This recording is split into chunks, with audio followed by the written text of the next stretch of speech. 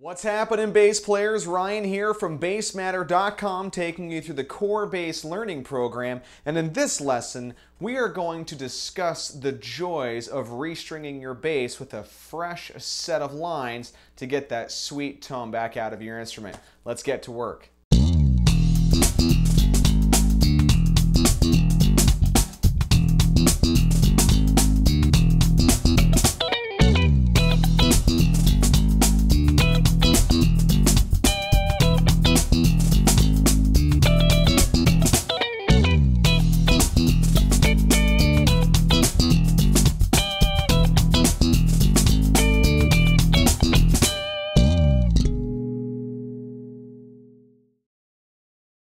Alright players, in this lesson we're going to talk about restringing your bass. Now I can hear it already. Some people are kind of like, really? You're doing a video on stringing a bass? No, bear with me here.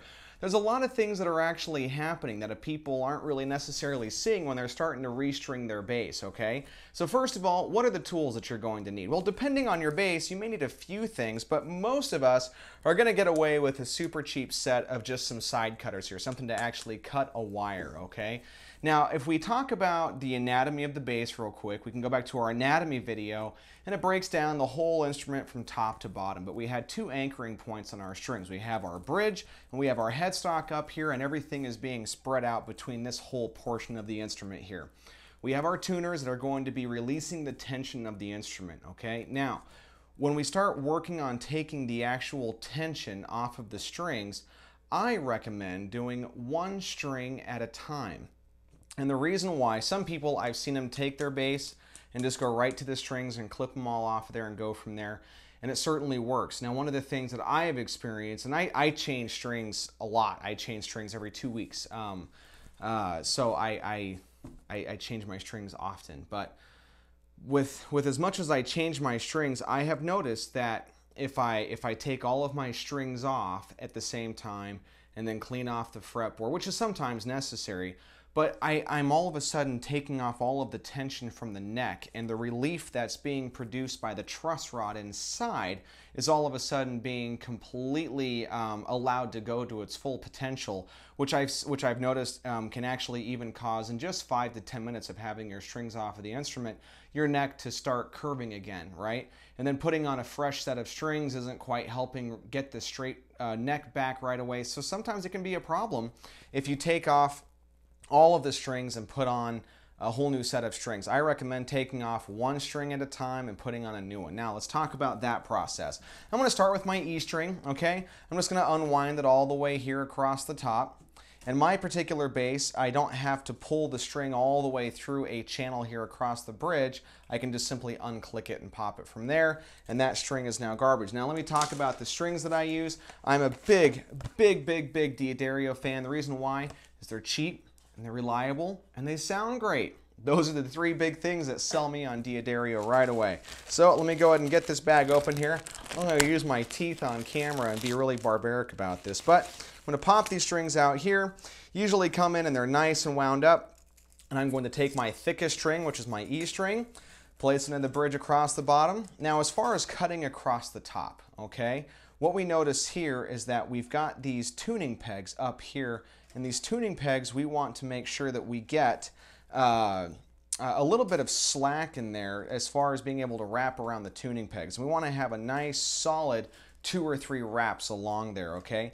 We don't want to have the strings overlapping on the tuning pegs, because the strings will stretch over time, and the strings will mash into each other. And if we have too many wraps on the actual tuning peg up there, then they'll eventually settle in, and you'll lose tune easier, is what really is going to happen. Now, most tuners have some sort of a little hole in the center that you can actually, let me go back to clipping your string to length. Make sure you're seated in the bridge. It's not uncommon for that to come unseated if you don't have one that has a channel that you have to pull all the way through. And I'm going to go past my tuning peg that I'm supposed to be on right here. Okay, let me slide this over just a bit. Right, and then I'm going to go right to where my next tuning peg is, right up here. And I'm going to clip, probably an inch past that, okay? Take the extra string, toss that away.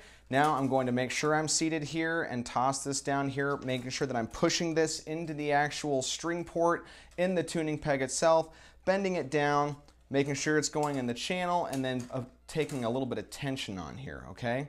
And while the tension's taking place, I'm going to start wrapping this bad boy up and going all the way around in the tuning pegs.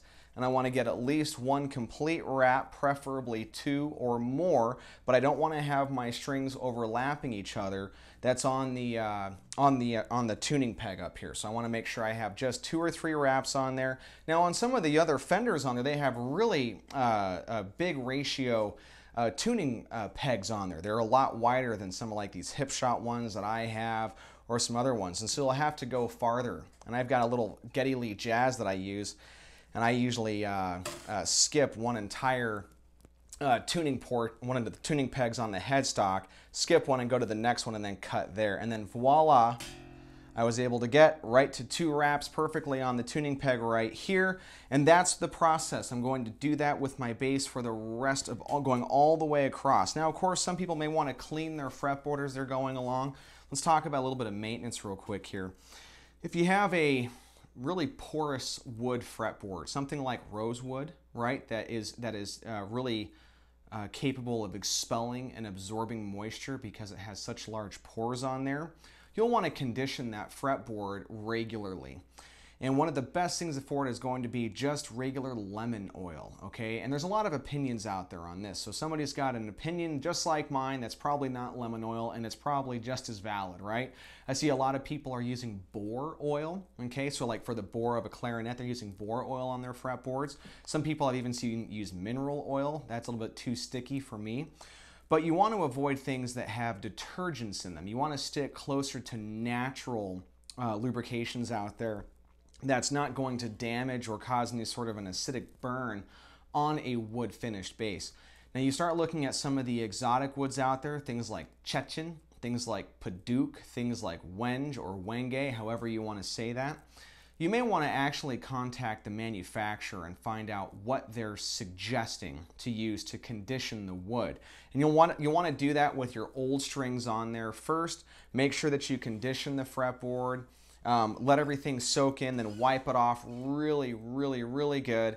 And then, of course, start taking off your old strings and then wiping it off, wiping off the fretboard, taking off the next string, continuing to wipe off, because that oil is going to actually ruin your new strings pretty quickly. It's going to kill them pretty quick. So you'll want to make sure that you contact the manufacturer if you have an exotic wood out there, and make sure that you're using something that's appropriate for that wood. But things like maple fretboards, which are usually clear coated, so you don't actually ever have to use any sort of a wood conditioner on there, but I guess it's possible. But things like rosewood, things like ebony, right? We see a lot of ebony fretboards out there, blonde ebony, regular traditional ebony, mahogany type necks.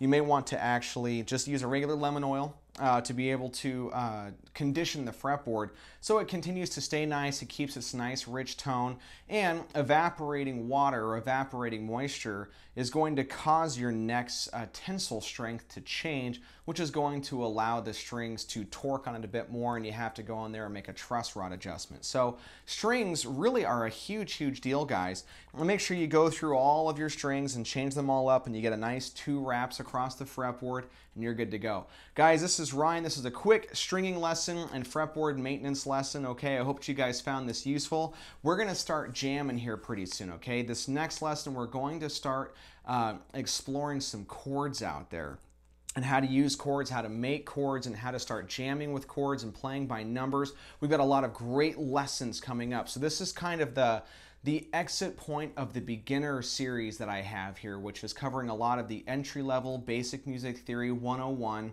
some of the basic guitar tech, the basic ergonomics, and lesson 15 is kind of the conclusion of the intro portion to the core bass program. So I'm really excited to show you guys what's going on next.